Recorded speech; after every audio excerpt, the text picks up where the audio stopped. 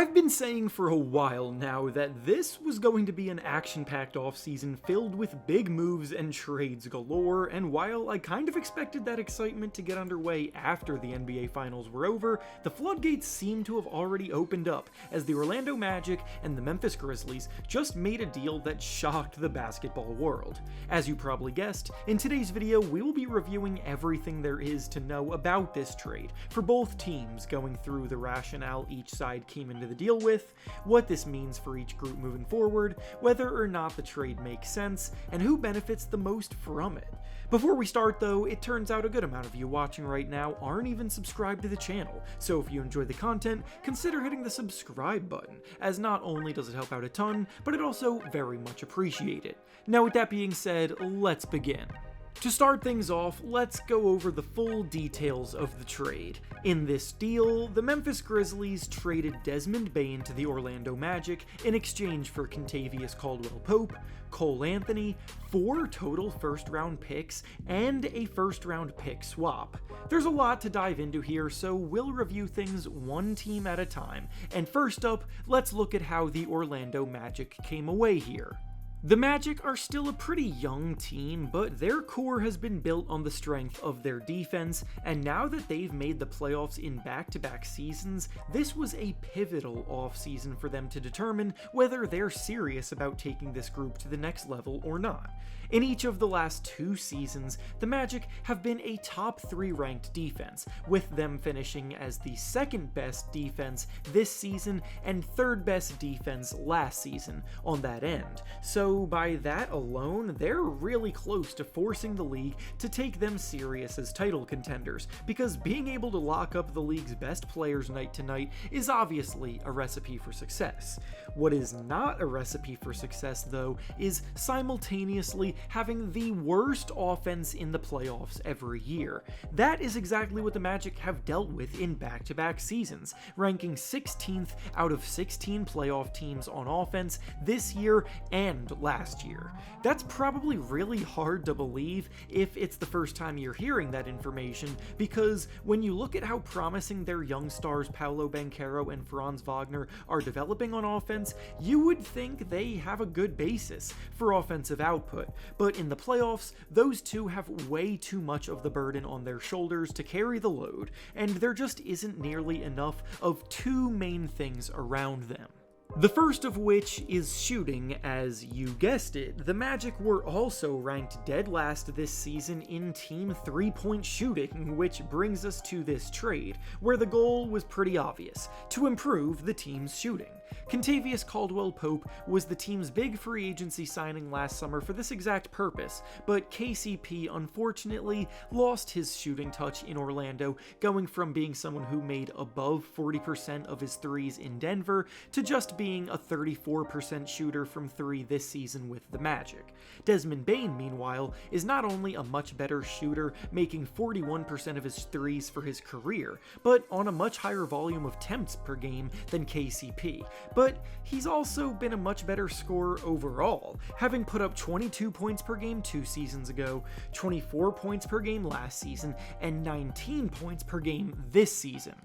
That's very good news, of course, but there's a reason that contributed to Kentavious Caldwell-Pope's percentages dipping this year after being lights out the last 2 seasons that this trade still fails to address, and it's the second main thing that they're missing from what I mentioned before, being that the team has a severe lack of playmaking from the point guard position. In order for a team's shooters to actually produce in their roles, they need to be set up for good looks on a regular basis. Of course, Kentavious Caldwell-Pope is going to knock down 40% of his threes when Nikola Jokic is drawing all of the attention from the defense and finding his shooters for wide open looks as one of the best passers in the entire NBA. The Magic have 0 players that are even above average passers, and it has crushed their offense consistently. They play way too much iso ball, expecting Paolo and Franz to create everything, and neither are natural passers to begin with. With this trade,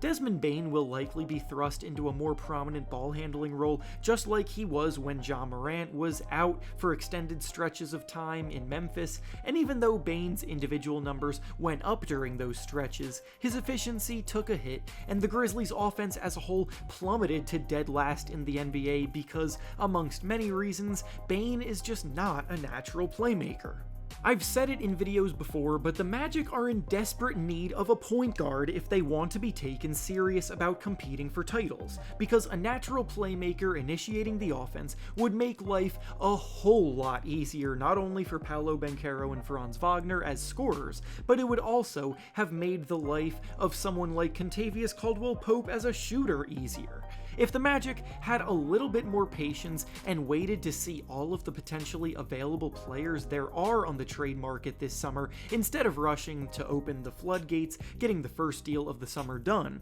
they may have seen someone like Darius Garland become available, with the Cavaliers potentially looking to break up their too small guard backcourt. Garland's shiftiness, natural court vision, and passing talent, and his incredible skill as a shooter off the dribble would have given the Magic an element on offense that they have none of right now, which is someone who can attack off the dribble, collapse the defense, and then kick it out to the open man regularly. Another player with a good chance of becoming available this summer, based on reports and rumors, is LaMelo Ball of the Charlotte Hornets, who is one of the most creative offensive talents in the league, bringing a level of playmaking that the Magic should have been salivating over. And then, of course, Trae Young and the Atlanta Hawks have been treading dangerous waters the last few years, and if Trae doesn't sign a contract extension this summer, he is yet another incredibly crafty point guard who can single-handedly elevate an offense, and the Magic are equipped with elite defenders to overcome his shortcomings on defense too. Instead, they took the lazy way out, trading for another shooter without addressing the fact that they have no one to set him up for shots, and on top of all of that, they probably overpaid for him.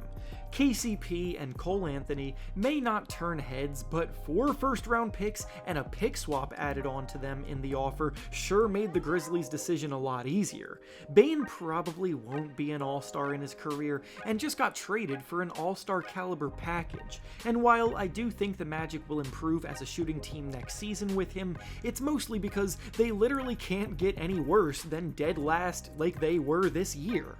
Now over to the Memphis Grizzlies side of things, it may not be easy saying goodbye to a player that you developed from being the 30th pick in the draft to being a borderline star in the NBA, but the NBA is a business, and it's hard to complain about the return that they just got for Bane after a season where they fizzled out at the end of the season and got swept in the first round of the playoffs as the 8 seed. The Grizzlies are feeling the pressure to getting back on track towards contention, as was made clear when they fired head coach Taylor Jenkins during the regular season, and with Jaren Jackson Jr. due for a max contract extension this summer, they probably didn't want to have all of their money tied up in their 3 best players. Moving off of Desmond Bane's max contract for 2 more years of Kentavious Caldwell-Pope for half the price, along with Cole Anthony playing for his next contract off the bench with just 1 year left on his contract, gives the Grizzlies more leeway for the future. Then, when you factor in the 4 first-round picks they just brought in, they can now consistently add contributors on cost-controlled rookie contracts year after year as they move forward as well.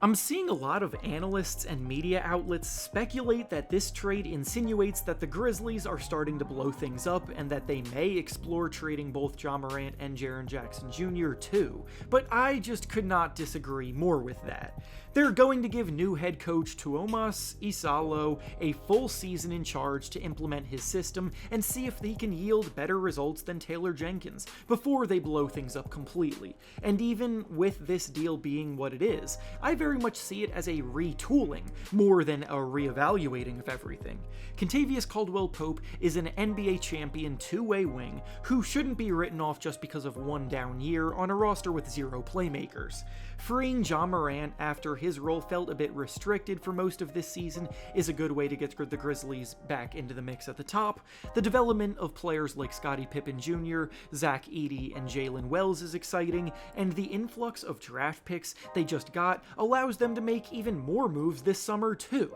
All in all, I'll say this. I understand the logic behind why the Orlando Magic did this, but I just think the logic is flawed and is missing the point regarding their big picture. Their offense won't take off until they bring in some playmakers into their backcourt. The Grizzlies are taking full advantage of a generous offer sent their way that opens up flexibility and adds depth, and overall, I like how they came away from this trade a lot more than Orlando.